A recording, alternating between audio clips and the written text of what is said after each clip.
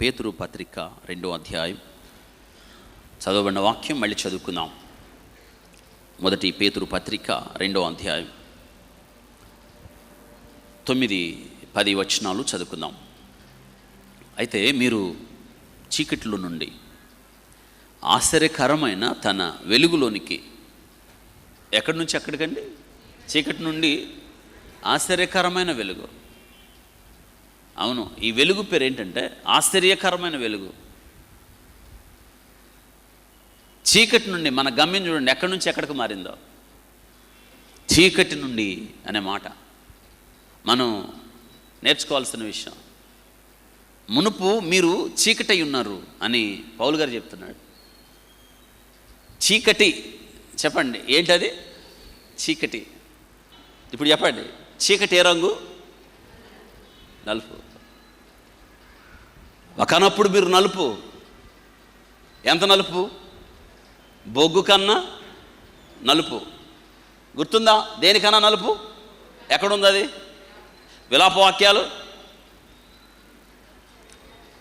ఎక్కడుంది చూడండి. విలాపవాక్యాల దగ్గరికి వెళ్దాం రండి. ఎక్కడికి అంతకన్నా మనం ఎంత బొగ్గు సింగరేన్ క్యాలరీస్, బొగ్గు కన్నా నలిపేదన్న ఉందా?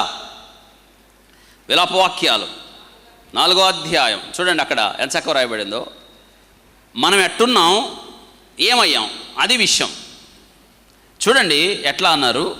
ఒక్క మాట చదువుకుందాం. 8వ వచనం. అట్టివారి ఆకారము బొగ్గు కంటే, చెప్పండి ఎట్లా? బొగ్గు కంటే నలుపు.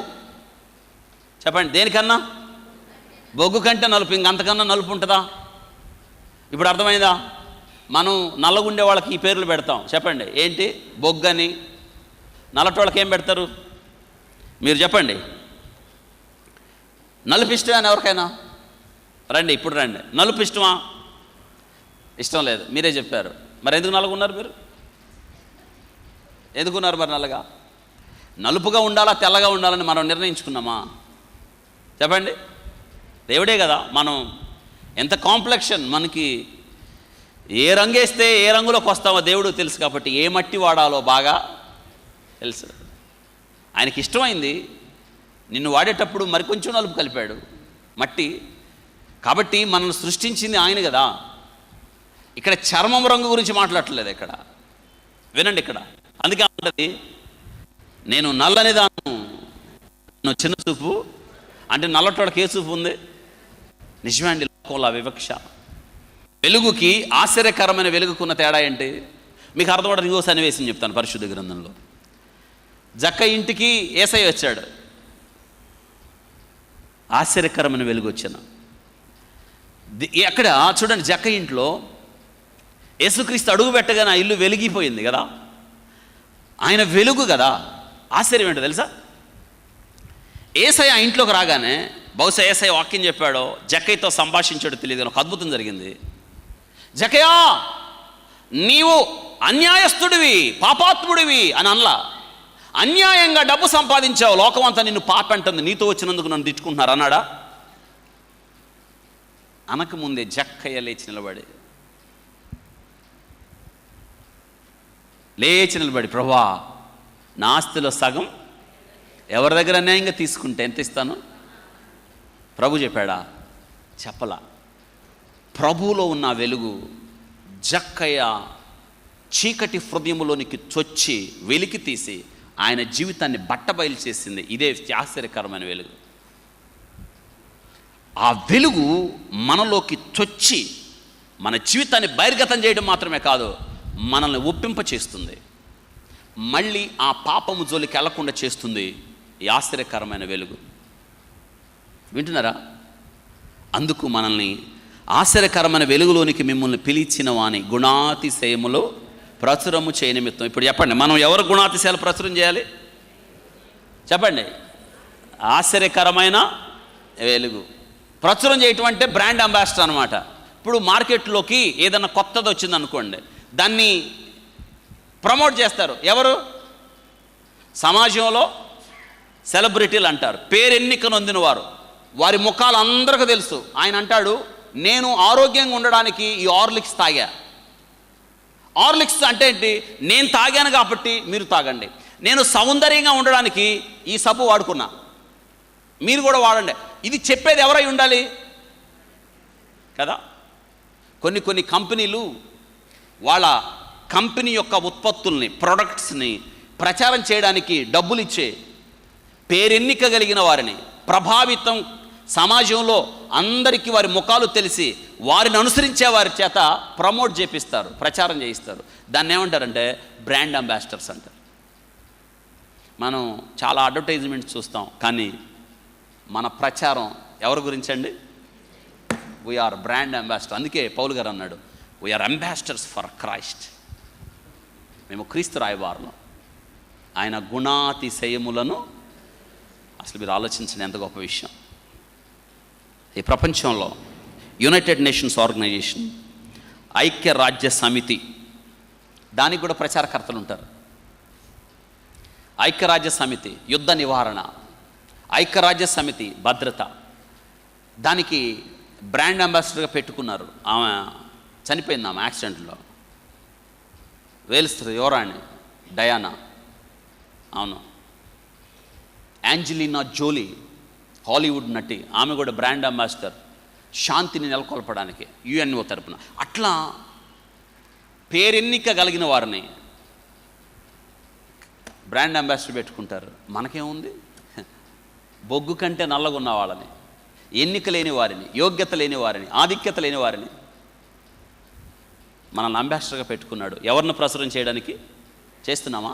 మన గురించి చెప్పాడు అక్కడ. ఏర్పరచబడిన వంశం, రాజులైన యాజక సమూహం, పరిశుద్ధ జనం, దేవునికి సొత్తైన ప్రజలై ఉన్నారు. ఒకప్పుడు ప్రజగా ఉండక ఇప్పుడు దేవుని ఒకప్పుడు కనికరించబడక ఇప్పుడు. ఇదండి దేవుడు ఎన్ని డిగ్రీలు ఇచ్చాడు చూడండి మనకి.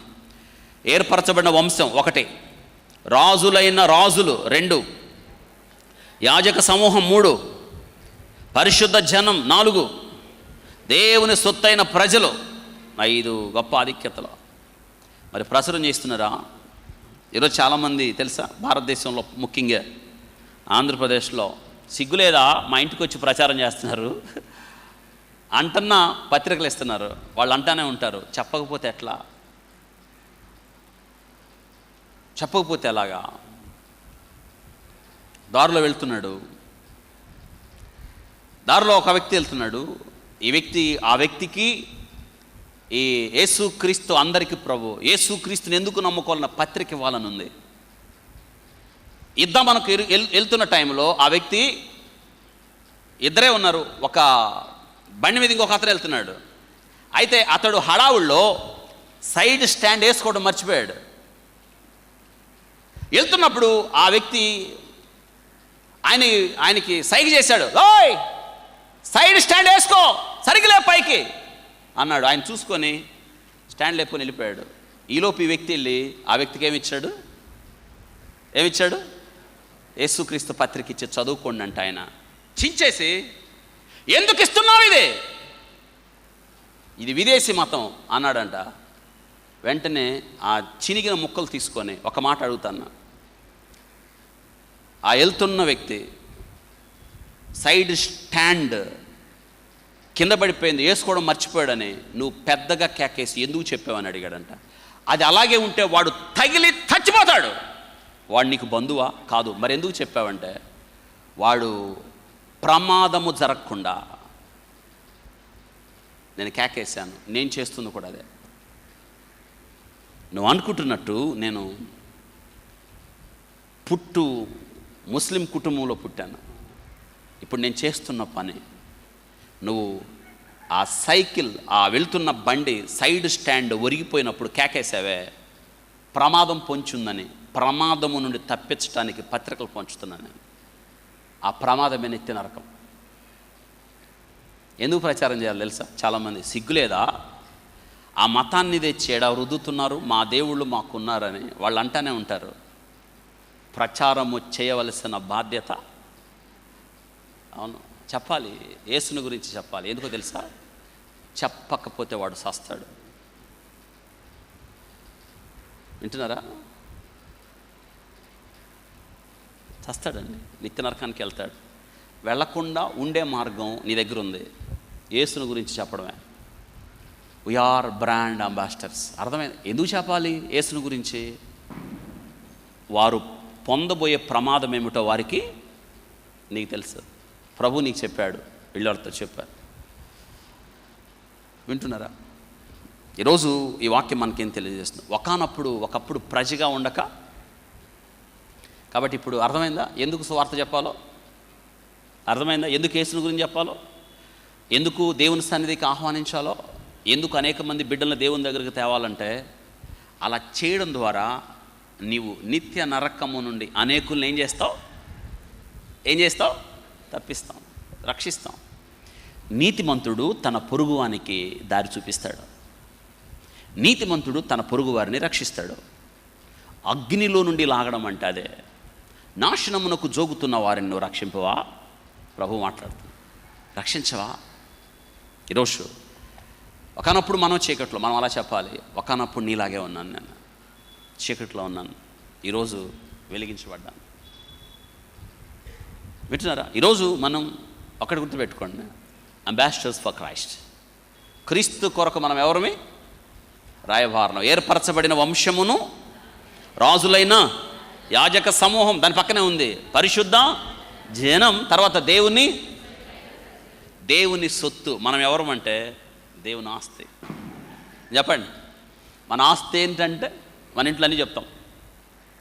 మీ ఆస్తులు రాయండి అంటే, మాకు ఒక ఇల్లు ఉంది, మాకు 2 సెంట్లు 5 సెంట్ల స్థలం ఉంది, మాకు ఒక కారు ఉంది, నాకు ఇంత బంగారం ఉంది, లేదా రాస్తామా? దేవుడు ఏమో రాస్తాడో తెలుసా? నా ఆస్తి. ఒకవేళ దేవుడిని రాయమంటే నా ఆస్తి మీరే. అసలు విచిత్రం ఏంటంటే, మన మీద మనకు విలువ ఉండదు. మనల్ని మనం ప్రేమించుకోం. అసలు ఏంటి నా జీవితం ఎట్లయిందంట. కానీ నువ్వెవరో తెలుసా?